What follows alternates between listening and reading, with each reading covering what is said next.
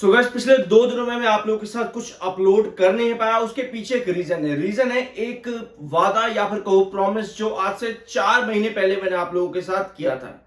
अब वो प्रॉमिस पूरा होगा या नहीं होगा वो 2 से 3 दिन के अंदर पता चल जाएगा और मैं आपको बता भी दूंगा कि भैया वो चीज पूरी हुई है या नहीं हुई। 4 महीने के बाद जा करके समझेंगे। बीएसए लिमिटेड वो चीजें भी अभी रखेंगे, प्रोमिस जो है वो कंप्लीट होगा या नहीं होगा मैं आपको 2 से 3 दिन के अंदर क्लैरिफाई कर दूंगा। लेकिन बीएसए लिमिटेड में क्या हुआ है, लास्ट वीडियो हमने लिया था बीएसए लिमिटेड का सैटरडे के दिन और लगभग आपको पता होगा अगर आप इस चैनल पर रेगुलर हो कि ऑलमोस्ट पिछले 2 महीने में 2 से 2.5 महीने के अंदर बल्कि लगभग मैंने आपको हर दिन बीएसए लिमिटेड पर एक ना एक वीडियो दिया ही है। ठीक है, हर दिन लगभग एक ना एक वीडियो मैंने आपको दिया ही है बीएसए लिमिटेड पर। अब लास्ट वीडियो के अंदर हमने 3 पॉइंट डिस्कस करे थे, टोटल 3 पॉइंट। ठीक है, इन 3 पॉइंट में आपको जो फाइनल सपोर्ट रेंज देखने को मिलती है वो है 2100। अब पिछले हफ्ते के लास्ट सेशन में आप कहोगे यार पुरानी बात क्यों बता रहे, चिंता मत करो, 2 दिन बाद वीडियो बना रहा हूं तो सोचा कि थोड़ा सा जो लास्ट वीडियो में डिस्कस किया था वो मैं डिस्कस कर लूं आपके साथ में।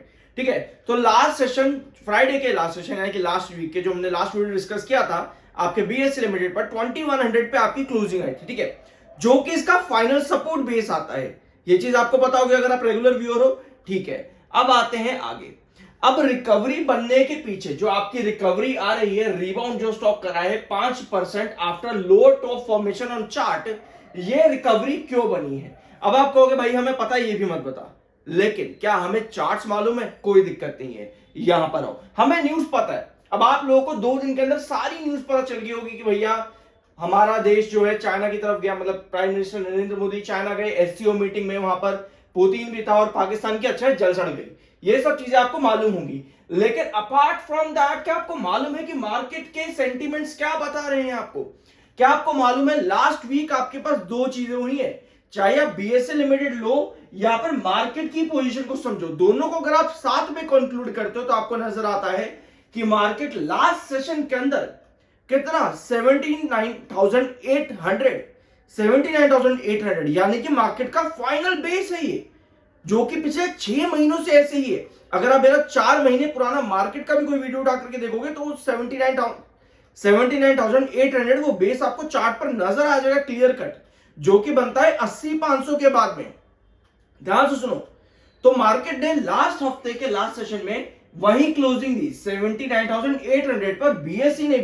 बीएसई लिमिटेड ने भी कहां पर क्लोजिंग दी आपकी 2100 पे, यानी market technical point of view से भी स्ट्रॉन्ग गया। और फिर जब आपके पास न्यूज आई तो उन दोनों चीजों को जब आपने कंबाइन किया तो मार्केट यहां से वापस बूस्ट अप होता देखने को मिल रहा है।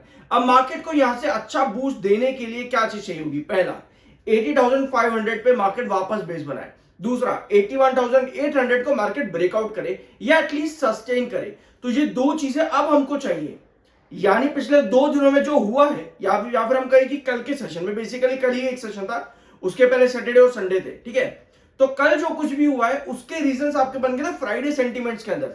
और अगर आप फ्राइडे को भी नहीं समझ पाए तो एटलीस्ट 6 महीने से जो मार्केट के अंदर वापस से रिबाउंड बार बार चल रहा है इन्हीं बेसिस के बीच में, तो आप कहीं ना कहीं उन सेंटीमेंट्स को समझ पाए।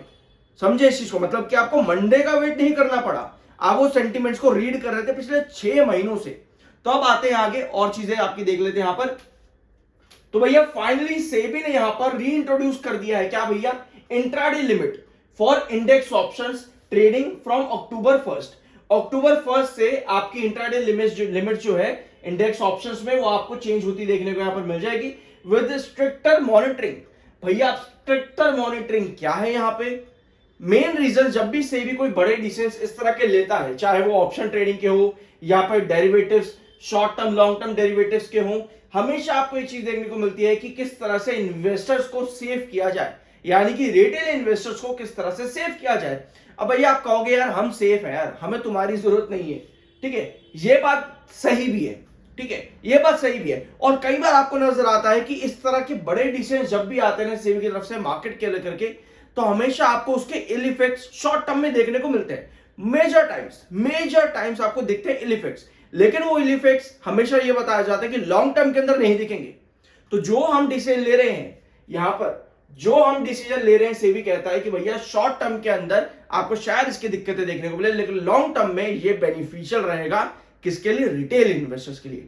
तो रिटेल इन्वेस्टर्स के जो क्या कहते हैं उसको राइट्स या फिर उनका जो सेफ गार्ड ड्यूटीज करने वाली बात है ना, वो आपको यहां पर रिजॉल्व होती देखने को मिलती है, यानी कि सेफ ज्यादा रहता है रिटेल इन्वेस्टर्स इस तरह के डिसीजन से लॉन्ग टर्म के अंदर। ये मानना है यहां पर इन डिसीजन के बाद जो भी चीजें आपको देखने को मिलती हैं। तो ये डिसीजन फाइनली ले लिया। अब आप कहोगे कि यार अभी जब ये डिसीजन सिर्फ और सिर्फ ऑन टेबल था तब हमको बीएसएल में इतना ज्यादा गिरता देखने को क्यों मिला?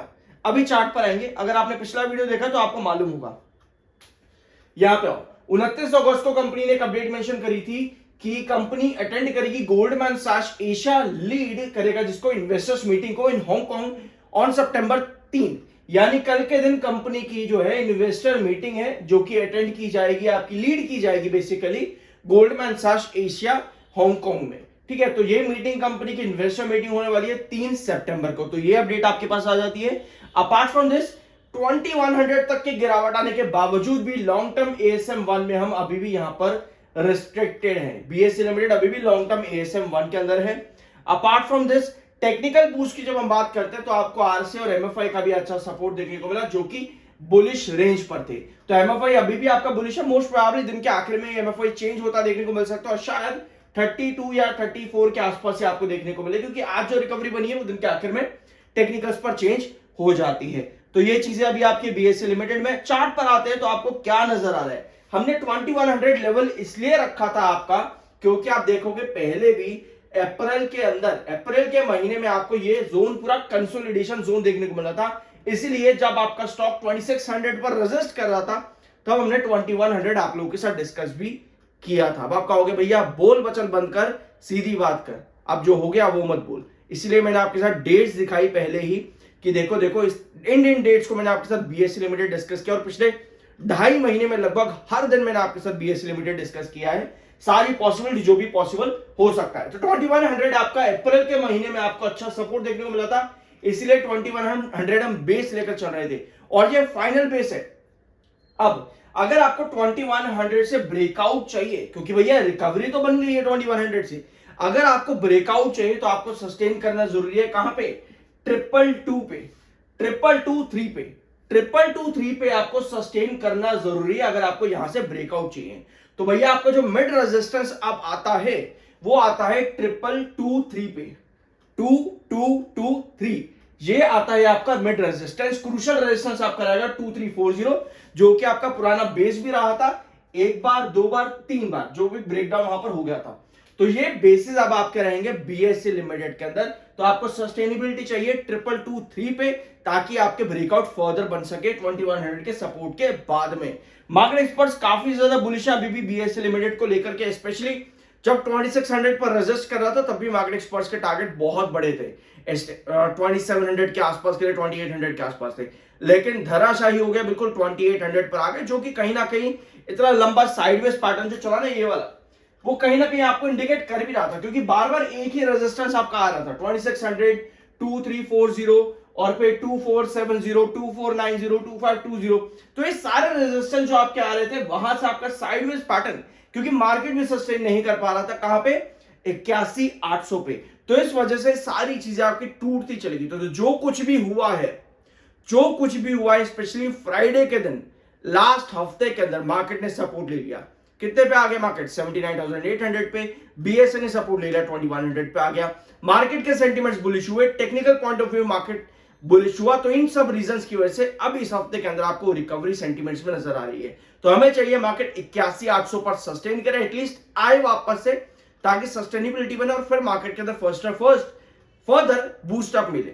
तो ये चीजें भी चाहिए हमें मार्केट को लेकर के। और बीएसई लिमिटेड अभी आपने देख लिया कि आपको क्या पॉसिबिलिटी अभी चाहिए होगी आगे जाकर के। तो आई होप कि वीडियो आपको पसंद आया होगा। बाय सेल की कोई रिकमेंडेशन नहीं, वो आपकी मर्जी और अपना ओपिनियन होना चाहिए। मिलते हैं अगले वीडियो में।